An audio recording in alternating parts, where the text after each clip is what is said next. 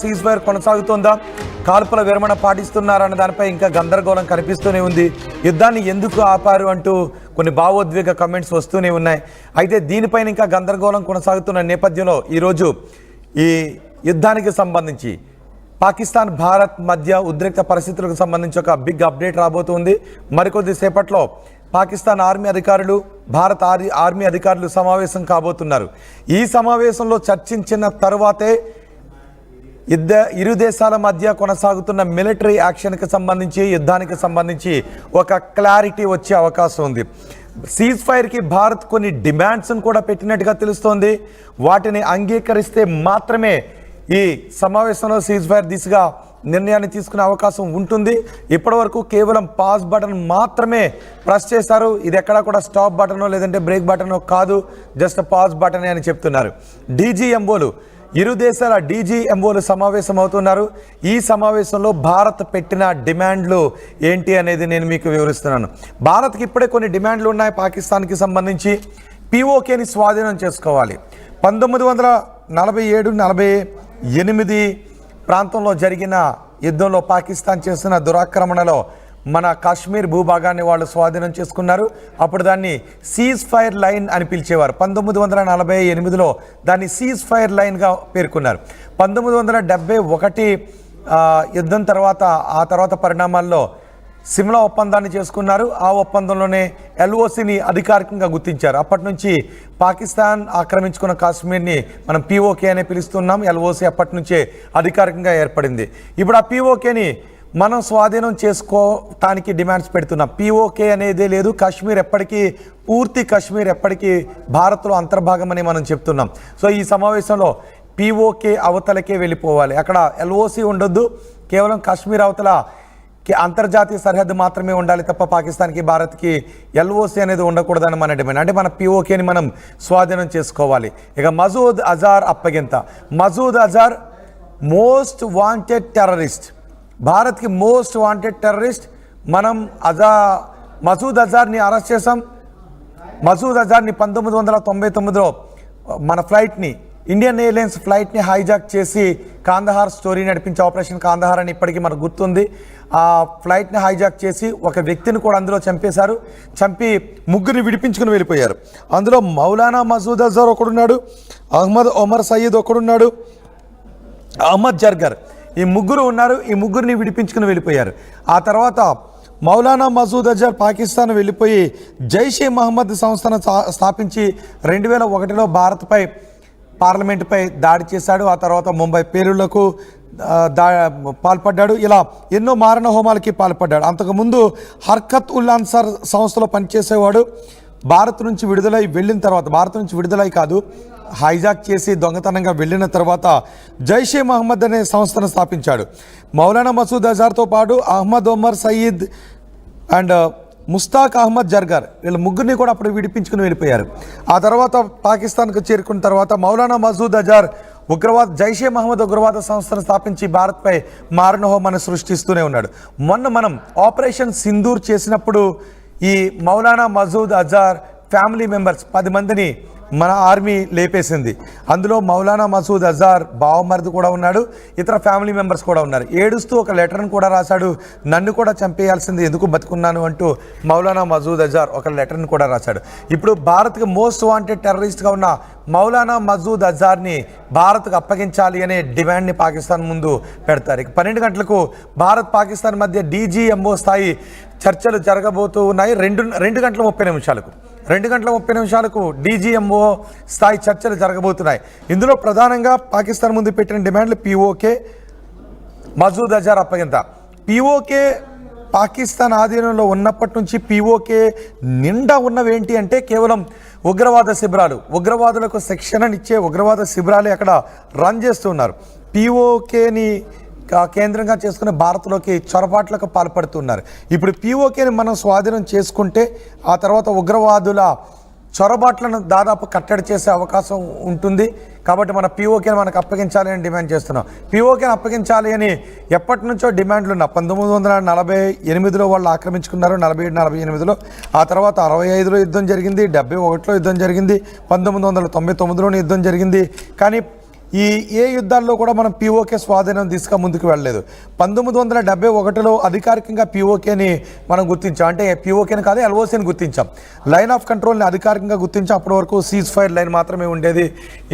ఎప్పుడు కూడా పీఓకే స్వాధీనం దిశగా వెళ్ళలేదు.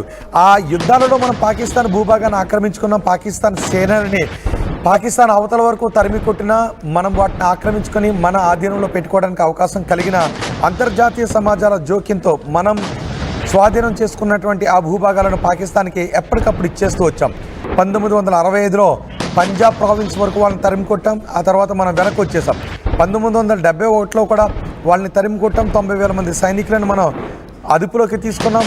మళ్ళీ పీఓకే గురించి ఎటువంటి మెలి పెట్టకుండా కేవలం ఎల్ఓసీని మనం అధికారికంగా అంగీకరిస్తున్నట్టుగా ఒడంబడిక చేసుకున్నాం. సిమ్లా ఒప్పందం అప్పుడే ఏర్పడింది. ఆ సిమ్లా ఒప్పందాన్ని చేసుకుని మళ్ళీ వాళ్ళని వదిలేసాం. ఇక 1999లో కార్గిల్ జరిగింది. అప్పుడు కూడా మనం పీఓకేని స్వాధీనం చేసుకోవడానికి అవకాశం ఉన్నా మనం ఆ దిశగా వెళ్ళలేదు. ఇక ఇది 2025.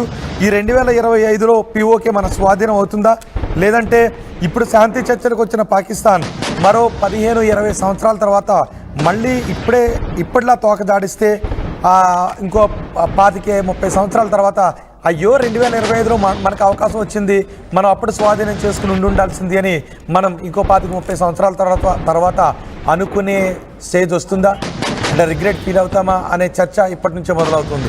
అయితే ఈరోజు జరిగే 2:30 జరిగే ఇరు దేశాల డీజీఎంఓల సమావేశంలో ఈ పాకిస్తాన్ పీఓకేని మనకి అప్పగించాలి అని, అలాగే మసూద్ అజార్ని, భారత మోస్ట్ వాంటెడ్ టెర్రరిస్ట్ మసూద్ అజార్ని మనకి అప్పగించాలి అని మనం 2 కండిషన్స్ను వాళ్ళ ముందు పెట్టబోతున్నాం. ఈ 2 కండిషన్స్ విషయంలోనూ ఒకవేళ సయోధ్య కుదరకపోతే మళ్ళీ యుద్ధం ప్రారంభమయ్యే అవకాశం ఉందా అనే చర్చ కూడా జరుగుతుంది. బహుశా మళ్ళీ యుద్ధం జరిగే అవకాశం ఉంటుంది. సీజ్ ఫైర్ రద్దు అయిపోయే అవకాశం ఉంటుంది. మళ్ళీ ఇరు దేశాల మధ్య ఉద్రిక్త వాతావరణం చోటు చేసుకునే అవకాశం ఉంటుంది. ఇప్పటికే హాఫీజ్ సయీద్ లాంటి వాళ్ళు, లష్కర్ ఏ తోయిబా లాంటి సంస్థలను స్థాపించి భారతదేశంపైకి ఉగ్రవాదులను ఉసుగొలుపుతూ ఉన్నారు. ఇప్పుడు మీరు చూస్తున్న మౌలానా మసూద్ అజార్ కూడా మన దేశం నుంచే 1999లో విమానాన్ని హైజాక్ చేయించి తప్పించుకుని పారిపోయి అప్పటి నుంచి విషం కక్కుతూనే ఉన్నాడు. మరి ఈ 2:30 గంటల తర్వాత, ఈ మధ్యాహ్నం సరిగ్గా 2:30 తర్వాత ఏం జరగబోతోంది? పాకిస్తాన్ భారత్ మధ్య జరగబోయే ఆ చర్చల ఫలితం ఎలా ఉండబోతుంది? మళ్ళీ ఉద్రిక్తతలను పెంచే విధంగా ఉంటుందా, లేదా సీజ్ ఫైర్ దిశగానే వెళుతూ ఉంటుందా? కాల్పుల విరమణ పాటించాలి అంటే మనం యుద్ధంలో సాధించింది ఏంటి, వాళ్ళకి జరిగిన నష్టం ఏంటి, మనకు జరిగిన లాభం ఏంటి అనేది బేరీజు వేసుకోవాలి. కాబట్టి మరి ఇప్పుడు పాకిస్తాన్ మసూద్ అజార్ని అప్పగిస్తుందా? పాకిస్తాన్ మసూద్ అజార్ని అప్పగిస్తే అప్పగింతకు కారణమైన సర్కార్ పాకిస్తాన్లో మనుగడ సాగించగలుగుతుందా? ఉగ్రవాదులకు ఏదైనా నష్టం కలిగించే చర్యలను తీసుకుంటే పాకిస్తాన్లో ప్రభుత్వాలు పడిపోతూ ఉంటాయి. ఇప్పుడు మసూద్ అజార్ను భారతదేశానికి అప్పగించే నిర్ణయం పాకిస్తాన్ తీసుకుంటే పాకిస్తాన్లో ప్రస్తుత ప్రభుత్వం ఉంటుందా, పడిపోతుందా అనే చర్చ కూడా జరుగుతుంది. మరి ప్రభుత్వం పడిపోయే విధంగా నిర్ణయాన్ని తీసుకుంటుందా?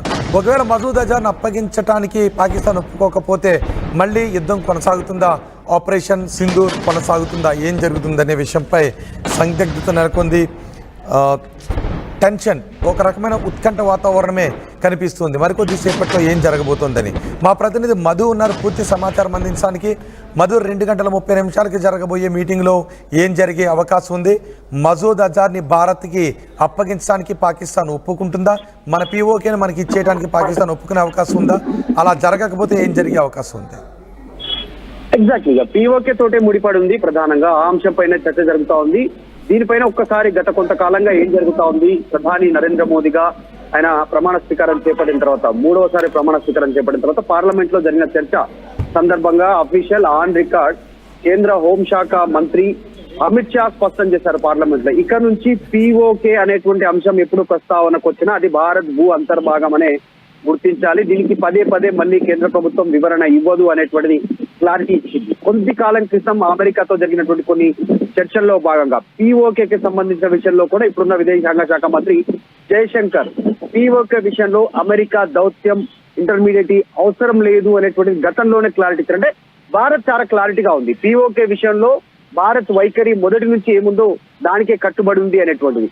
సో రీసెంట్ గా జరిగినటువంటి పహల్గాం తర్వాత అటాక్స్ కానీ, ఇప్పుడు సీజ్ ఫైర్ ఒప్పందానికి సంబంధించిన విషయంలో కానీ, ఒప్పందం సీజ్ ఫైర్ గురించి చర్చ జరిగిన తర్వాత అయినా కూడా రాత్రి 26 ప్లేసెస్ లో పాకిస్తాన్ దాడులు చేసింది, పెద్ద ఎత్తున అటాక్ చేసింది, దాన్ని భారత్ తిప్పుకొట్టింది. పాకిస్తాన్ నమ్మదగిన కంట్రీ కాదనేటువంటి చర్చకు వచ్చింది. నిన్న కూడా అమృత్సర్ తర్వాత కొన్ని ప్రాంతాలలో పెద్ద ఎత్తున బ్లాక్అవుట్ నిర్వహించారు. ఈ రోజు DGMOల సమావేశంలో ఏం చర్చ జరగనుంది అనేటువంటి POKని అప్పగించాలి, ఉగ్రవాదాన్ని కంట్రోల్ చేయాలి, మసూద్ అజర్ని అప్పజెప్పాలి. ఈ విషయం పైన నిన్న కూడా జేడ్ వ్యాన్స్ తో అమెరికా ఉపాధ్యక్షుడితో ప్రధాని మోదీ కూడా క్లారిటీ ఇచ్చారు. ఉగ్రవాదం పైన మేము ఎట్టి పరిస్థితుల్లో ఊరుకునేది లేదు, ఉగ్రవాదం విషయంలో వాళ్ళు కవింపించలేక చేపడితే పెద్ద ఎత్తున ఉంటుందని. నిన్న జరిగినటువంటి త్రివిధ దళాల అధిపతులకు సంబంధించిన సమావేశంలో కూడా మోడీ ఇక్కడ నుంచి పాకిస్తాన్ నుంచి ఒక బుల్లెట్ వస్తే ఇక్కడ నుంచి ఒక మిసైల్ వెళ్ళాలి అనేటువంటిది, ఒక మిసైల్ దాడి చేయాలి మీరు అనేటువంటిది ఫ్రీ హ్యాండ్ ఇచ్చారు ఎప్పుడు లేనంతగా ఆర్మీకి. ఈ చర్చల నేపథ్యంలో DGMO సమావేశంలో ఏం జరుగుతుంది అనేటువంటిది చాలా కరాఖండిగా ఉన్నారు. భారత్ నమ్మదగినటువంటి కంట్రీ, పాకిస్తాన్ నమ్మదగినటువంటి కంట్రీ కాదు అనేటువంటిది భారత్ క్లారిటీ ఇచ్చింది. దాంట్లో భాగంగానే ఈ రోజు కూడా LOC తర్వాత సెన్సిటివ్ ఉన్నటువంటి ఏరియాలో అప్రమత్తంగా ఉండాలనేటువంటిది భారత ఆర్మీకి క్లారిటీ ఇచ్చారు. దీంట్లో Masood Alzarri Kandahar flight hijack చేసినటువంటి నేపథ్యంలో వాడిని విడిపించుకోవడానికి వాడితో పాటు కొంతమందిని కాందహార్ ఫ్లైట్ హైజాక్ చేశారు. దాంట్లో వాళ్ళ తమ్ముడున్నాడు హైజాక్ చేసినటువంటి ఫ్లైట్ లో. సో మొత్తం 7 ప్రదేశాలలో ఫ్లైట్ తిప్పి బెదిరించి లాస్ట్ అప్పుడు దాదాపు ఉగ్రవాదులందరినీ తీసుకుపోయినటువంటి సిచ్యువేషన్, చాలా తీవ్రమైనటువంటి ఉగ్రవాదులు. ఆ విషయంపైన క్లారిటీ ఉంది భారత్, అది మాట్లాడుంది. ఒక చిన్న ట్విస్ట్ ఏంటంటే ఆ కాందహార్ ఫ్లైట్ హైజాక్ గురైనప్పుడు అదే ఫ్లైట్ లో ప్రస్తుతం విదేశాంగ శాఖ మంత్రి జయశంకర్ ఉన్నారో ఆయన తండ్రి అదే ఫ్లైట్ లో ఉన్నారు. ఆ సమయంలో అప్పుడు ఆయన అధికారిగా ఉన్నారు, ఇప్పుడు విదేశాంగ శాఖ మంత్రి. చాలా సీరియస్ గా ఉంది భారత ప్రభుత్వం. అప్పుడు విడిపించుకోవచ్చారు, ప్రాణాలతో బయటపడ్డారు. కానీ ఈ సిచ్యువేషన్ ని చాలా సీరియస్ గా భావిస్తా ఉంది. నిజంగానే అసలు యుద్ధం ప్రారంభమైన తర్వాత దాదాపు POKని స్వాధీనం చేసుకుంటుంది, పాక్ని మొత్తం పుల్లగొట్టేస్తుంది అనేటువంటి ఒక చర్చ జరిగింది. కానీ పాకిస్తాన్ వివిధ దేశాల నుంచి ఒత్తిడి చేయడం, కాళ్ళబేరానికి రావడం, లాస్ట్ సీజ్ ఫైర్ కి వాళ్ళే ముందుకు రావడంతో ఇప్పుడున్న పరిస్థితుల్లో చూస్తే భారత్ ముందుకు వెళ్లాలన్నా, ఆర్థికంగా ఇంకా ఏ రకంగా వెళ్లాలన్నా కూడా కేవలం యుద్ధం ఒకటే కాదు అనేటువంటి ఆలోచన చేయడం, తీవ్రవాదం పైన మాత్రమే మనం దాడి చేయాలనేటువంటి ఆలోచనతో పాక్ చెప్పినటువంటి అంశాలను తెరపైకి తీసుకొచ్చింది. దాంట్లో విదేశాల సంబంధించినటువంటి అంతర్జాతీయ వేదికల పైన పాక్ ని దోషిగా నిలబెట్టింది.